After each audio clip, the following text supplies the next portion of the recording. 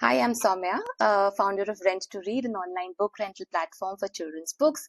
I've started this series called The Reading Lens, a one of its kind where we have conversations with experts who have spent years working with children and books, so that with each episode we learn a little more about raising joyful readers. Today we have Ms. Benita Sen, an independent writer, editor, author, journalist, a teacher trained in the National Education Policy 2020 and the National Curriculum Framework 2023, and a lifelong learner as she describes herself. She has authored many wonderful books for children and is passionate about the environment which is reflected in her writing. Welcome, Ms. Sen, to the Reading Lens. It is so good to have you with us today, and I'm so glad to finally meet you and have this important conversation. Thank you so much, Soumya. It's been a long while in the coming, and I've been so excited about this because I've been watching what you're doing, and I think it takes a lot of courage and conviction to do what you do. Thank you. Thank you so much. So tell us a little bit about your Welcome. journey as a journalist, writer, and how did you decide to become a children's book author? So the journalist part came, that was the head and the heart working together, and I knew from a very young age that I wanted to be a journalist, and I knew I wanted to be a features journalist because I love to write creatively and bring good news to people, news of hope. After that, like so many children's authors across the world, while I was writing about, dams and development, uh, I realized I was expecting a baby. And one thought that hit me was that it's so important to children to grow up with stories and with reading. Now, was I equipped as a Hmm. mother to do that, to Hmm. continue a tradition that I had grown up in? Hmm. That's when I wrote my first story and I sent it to one of the children's magazines. And of course, it was published, but to my surprise, it was published in the Mother's magazine that they also had. So I Okay. still haven't figured out if that was a compliment or not. Hmm. So then I worked by choice. I started choosing uh, publications for children to work with. Right. And I worked with Target, a children's magazine, absolutely wonderful children's magazine, likes of which we every child ought to grow up with, Hmm. and we had to submit stories. So that made me write more and more. And for young authors, my first version there was rejected. Oh, okay. And yes, the editor, Amina, I still remember her saying, this doesn't work for us. And never mind, you can do the features. They had taken me on to do the features, Hmm. about the voting age being brought down and things like that. She said, everybody can't write everything. That's okay. But I think that statement got to me. And I started reading up all their back issues, and I could see why she had rejected my story. I submitted the same story by rewriting the ending, with a lot of joy and hope and whoops of happiness. And she looked at it and she said, yes, this works. Wonderful. So that's what, don't lose heart. Read up about wherever you're submitting your story and see what they are looking for. And if Hmm. you're self publishing, of course, just write from the heart and you don't need much of the head there. Yeah. Yeah. Wonderful. And of course, like Thank you. importance of reading cannot be overstated. We all know why reading books is so important. But from your experience, can you tell our viewers what are why children should be reading and how does reading shape who we become, especially for So, children? absolutely, that's such a great question, Soumya, and especially in today's world.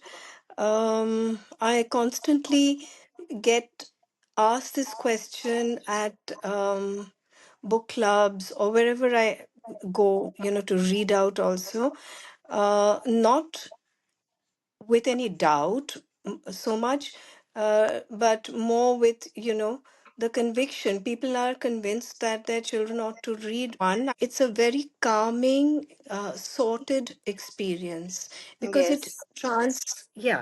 it transports you to another realm, another plane, another civilization, and you build your own castles in the air, whatever you want to. So that is, of course, one peace of mind for life. Second, it would, of course, be knowledge. I don't want to Hmm. deny that. But at the same time, it need not be a very structured learning. Even from a book of fiction, you can learn so much. I mean, I'm very fond of gardening, for example, and plants. So when I read The Secret Garden, it's such an old book, but I'm just fascinated. I'm transported to that garden and I'm enjoying the different flowers. So there's so much I know about an English garden, just reading books like this. So knowledge. Third would be, conversation. We all like to sort of converse. We all like to join a conversation. It is also important for us to be part of a society that is talking. You go somewhere and people are talking and someone says, to be or not to be, that is the question, and then you're looking blank, what was this? So Yeah. uh, uh, it does help to be a good reader, Good. to Yeah. join a conversation, to be part of social groups. Yeah. uh, in fact, they could even be your career groups or your educational groups. So you would want that, if we want to see the currency always, yes, it would help you even there. A well-read person would be considered a little Yeah. differently. And These are they're also roughly much ahead of their time. yes, of course, much ahead. And um, somewhere I think, oh, I love to meet one person in a group, and then you throw a part of a quote, and the person finishes it, and then oh, there's one kindred soul here. you know so it's so important to be a reader in that sense. At the same time, Soumya, I tell parents who are panicking that everyone can't do everything. Hmm. For instance, I can't play badminton. I've tried, but I can't coordinate. So similarly, if your child is just not into reading, uh, uh, I would not make it a battle at home. Hmm. I would not panic. I would, if I've tried everything and the child is not reading, all right, so be it. I mean, respect every child's individuality. I would say that. Hmm. That's a very fresh perspective and such a nice take on it. Because, I mean, we all feel that everybody should be reading, but if the child really doesn't, wish, then we must introduce then stories through other ways. Maybe just reading aloud to that child, and not, Absolutely. Yes. yeah, Also, some people are late readers, late bloomers. yeah, So maybe your child will, like some children, speak later than others. Um, so similarly, maybe your child will read someday, but maybe it would be in college. I've met people, Soumya, who've told me that I wouldn't touch a book in my school days, and mm, then when I went to hostel and I had the time, I fell in love with reading. I would sit in the library, and that's how I fell in love with reading. That may happen, may not happen, Hmm. But your relationship with your child, I think, is too precious to barter it only for this little battle on reading. Hmm. Thank you for that. So, my next question sort of, follows this, that despite knowing all of this, like the benefits of reading and, Hmm. being surrounded by books, reading just for pleasure is still not very popular in India. And to some extent, it is also discouraged in many households because academic reading takes the priority. I mean, nobody is to be blamed but the system, I guess, because there is a lot of academic pressure on children these days. But, like with the NEP, there's more focus towards joyful reading. But as somebody who has a deep understanding of the NEP and the NCF, Thank you. do you think there is a change on the horizon? And, how will it change how reading and literacy is approached in classrooms? Excellent question. So the system has changed. NEP and NCF are encouraging reading. Now the implementation from schools and institutions to our homes and to our what we call our colonies, um, we need to encourage and bring about a culture of reading. You know, Soumya, another point that it brings me to why it is important to read is whatever career you take, Mm, you just think of it. I mean, doctor, lawyer, do your MBA, be a scientist, be whatever. You have to read a lot for your yes, true. career, you know, and this amount of reading, this load of reading is increasing. So you might as well be proficient at it. You might as well like it.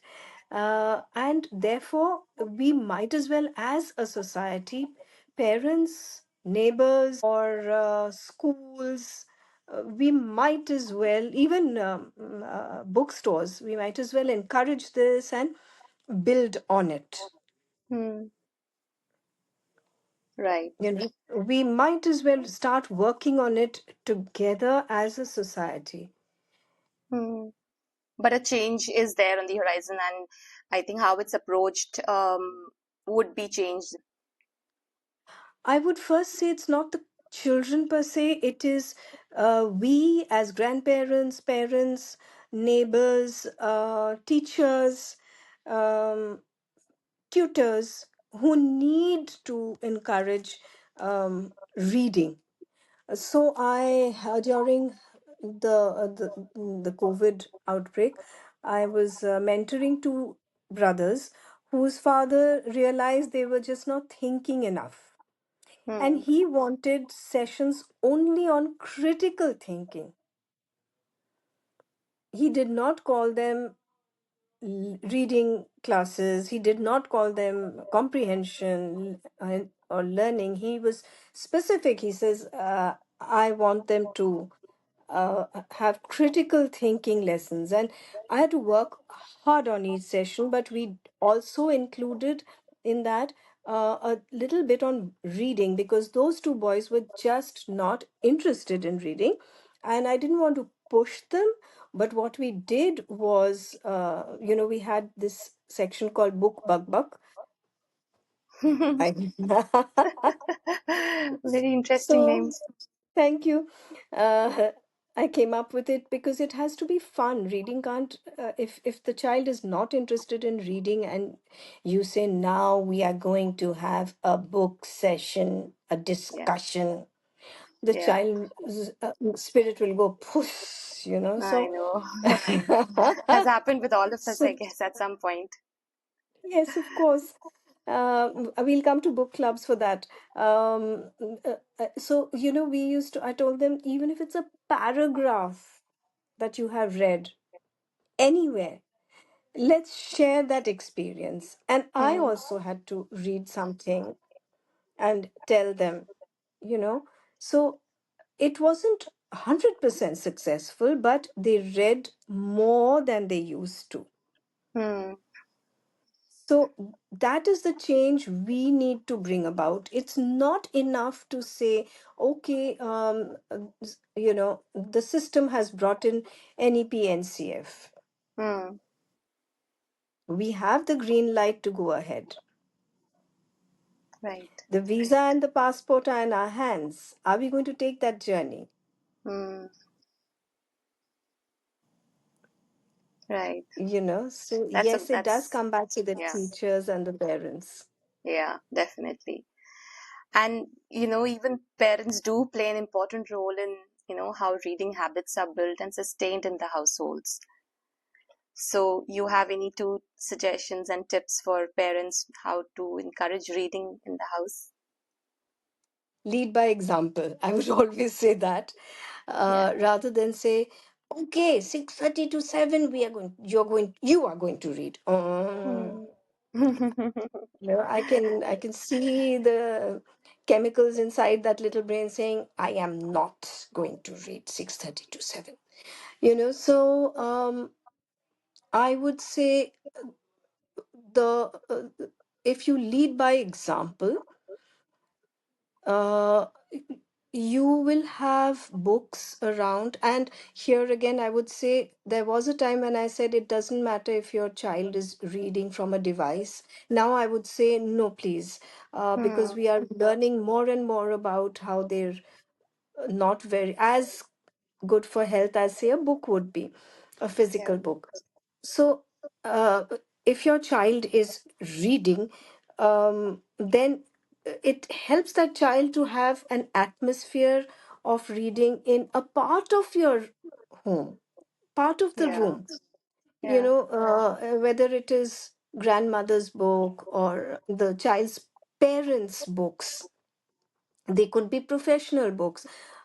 So I've grown up in a house lined with books, and um, I had, say, the American authors, because there was a whole series of them, from Faulkner to Steinbeck to Hemingway, Poe, and I was allowed, even if, as a child I pulled it out and the spine did get a little damaged, nobody ever told me you can't touch these.